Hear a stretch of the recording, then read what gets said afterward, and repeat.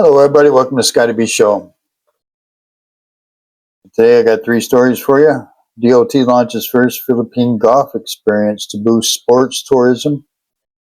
Trump moves to slash foreign aid by another $5 billion. Then we'll start you off with the PBBM issues EO on 60-day rice import suspension.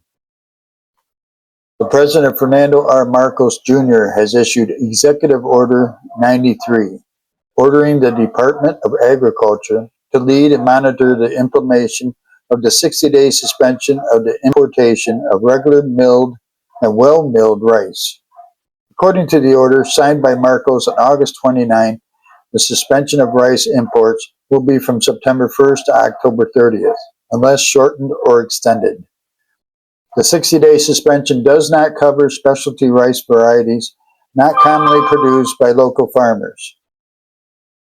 The DA is hereby directed to lead and monitor the implementation of the suspension of rice importation and undertake necessary measures to ensure that the country's supply of rice remains sufficient during the period of suspension, subject to existing laws, rules, and regulations, the order reads.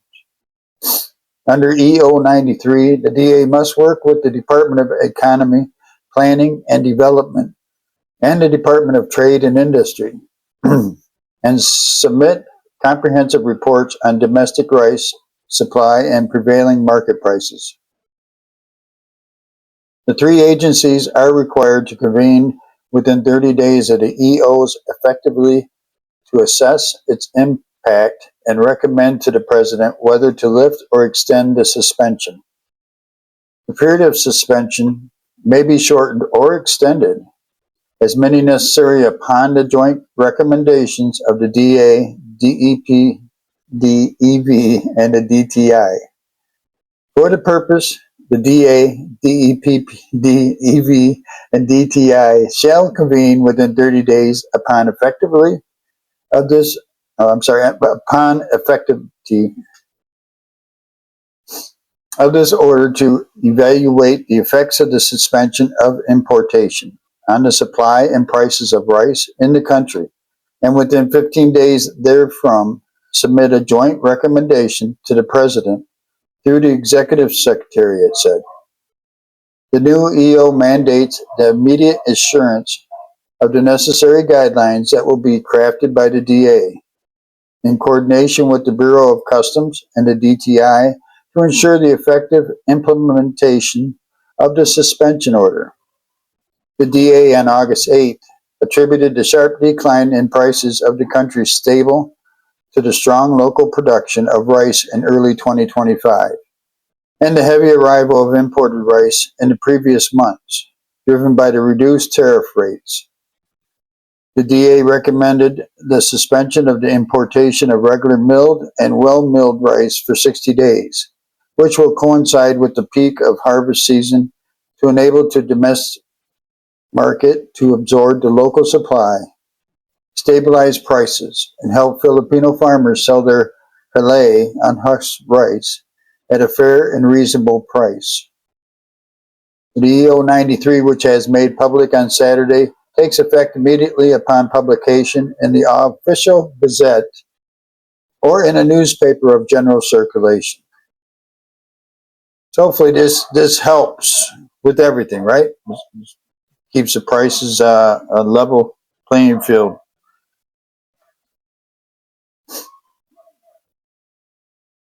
So we'll move to our second story. Trump moves to slash foreign aid by another $5 billion. The administration of the U.S. President Donald Trump intends to reduce foreign aid by another $5 billion, including funds allocated for Ukraine, media reports said Friday. Reports said $3.2 billion of the reduction will come from the U.S. Agency for International Development, with the remainder drawn from other State Department accounts. Among the targeted funds was $1.5 million earmarked for promoting Ukrainian women's art.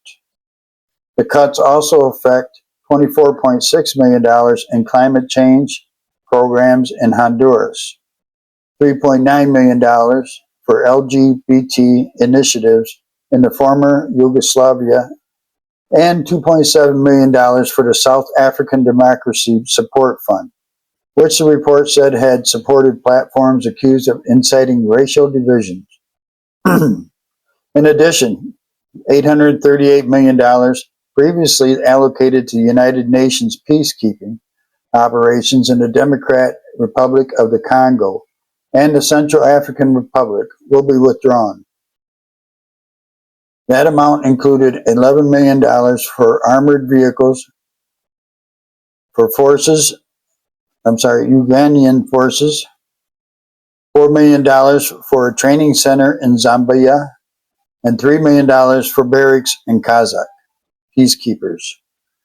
The move follows the Trump administration's suspension of USAID operations on February 3rd.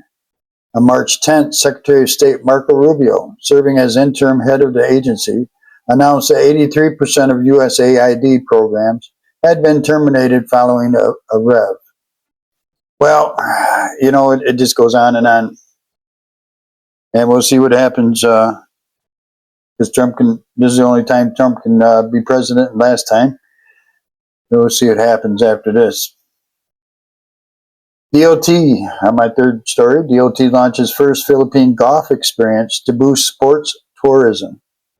The Department of Tourism launched on Friday its inaugural Philippine Golf Experience program, wooing more foreign and local golfers to explore the country's fairways.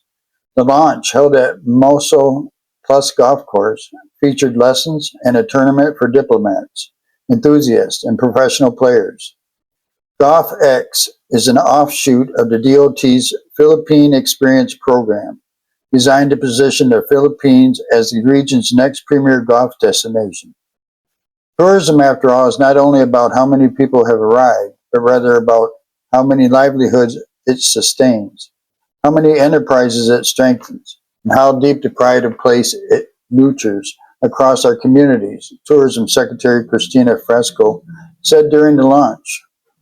Golf captures this most beautifully, but when done sustainably, golf is a high-value, low-impact form of tourism that draws travelers to stay longer, spend more, and engage more deeply with our destinations, not to mention come back again and again, she added. In a separate interview, Professional Golfers Association of the Philippines Executive Secretary Elisa Bolawit said leveraging golf would certainly open up huge opportunities for the Philippines, as the country's courses and nearby travel destinations could easily compete with other nations. If you would notice, from Vietnam, they also highlight the best golf courses that they have, and that's what the DOT is doing now, she said in Filipino. We have a lot of beautiful golf courses that are not yet discovered by golf enthusiasts. Visiting golfers could also find all the requirements that they are looking for in the Philippines, including world-class service and the renowned Filipino hospitality. In Luzon, we have golf courses that would score 9 out of 10 in terms of quality. We also have those in Visayas and Mindanao, she added. The DOT is setting its eyes on increasing Japanese, Koreans, and American visitors, both professional and amateur, to play and train in the country. Frasco said the Philippines also intends to expand promotions in other source markets, such as Canada, Australia, the United Kingdom, Germany, and countries in Southeast Asia. The experience of the Philippines is like no other because it's not only the golf courses that are good in the country, but also the destinations outside them, she added. You can play golf one day and then go to the beach the next, or you can go diving even. Vasco, who led the ceremonial tee-off, was joined by Senator Lito Lapin, Malaysian ambassador to the Philippines, Abdul Malik Melvin Castellano of the Embassy of Malaysia, Vietnamese ambassador, the Netherlands ambassador, Clark Development Corporation president, chief executive officer, Filmfest Hospitality Corporation Senior Vice President, and other golf delegates from the tourism and business sectors. Mimoso Plus, equipped with high-quality facilities and conveniently located near an international airport, is one of the more than 100 golf courses around the country. A recent Lechiu property, LEECHIU, consultants report revealed that at least 7 more golf estates are set to rise in the Philippines, among them the 200-hectare Marina Estates, Mega World's 116-hectare Nascala Coast, and Ayala Land's 62-hectare Arillo in Nasugbu, Nasugbu, Batangas, as well as Rockwell Land's 200-hectare Rockwell Lheen and Mega World's 150-hectare Lealto and Golf Estate, both in Lheen, Batangas.